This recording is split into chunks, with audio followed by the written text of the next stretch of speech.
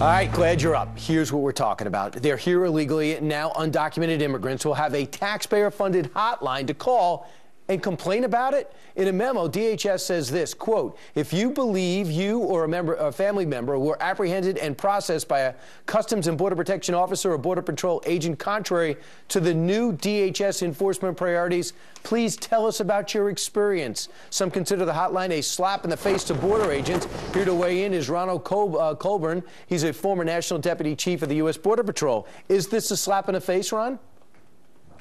Yes, it is, Brian. It's a slap in the face, and a couple of phrases that come to my mind immediately when I read the Washington Times article. One is the demonizing of America's law enforcement, and the other is cheap parlor trick. If you'll allow me to explain, I'll start with the cheap parlor trick. This is really a weak attempt by this administration, the White House, to redirect the American public's attention away from his tacit amnesty program and then villainize law enforcement, which has been going on and reaching ahead certainly this past year, but has been going on since the beginning of this administration, sadly.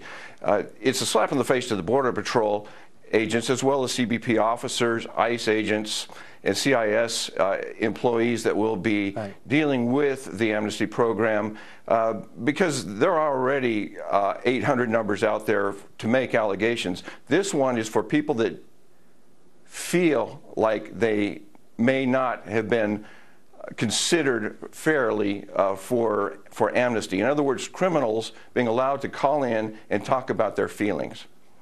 So what kind of message is that? It's almost like putting a bumper sticker on your car that a driver might have that says, how am I driving? Here's a phone number underneath. But you guys already, men and women, are already risking your lives doing a very dangerous job.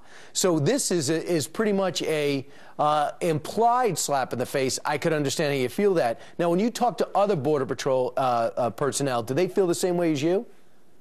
Absolutely. Everyone that I spoke to before coming on has said that they see this as just salt in a wound. With the under-resourcing that they've been experiencing over the last several years, and knowing that they are already under third-party review by numerous different agencies, such as the FBI, Office of Professional Responsibility, Office of Internal Audit, the Government Accountability Office, and the Inspector General, to have one more now toll-free number on top of the others, inviting criminals to complain. Ron, your job's hard already, but between the DREAM Act, which puts a gray area on everything, people here brought here by their parents, and now this, I don't envy the debriefing you have of everyone you might detain. It would go on forever, and it seems like they have more rights than you guys. Ronald Colburn, thanks so much. My pleasure.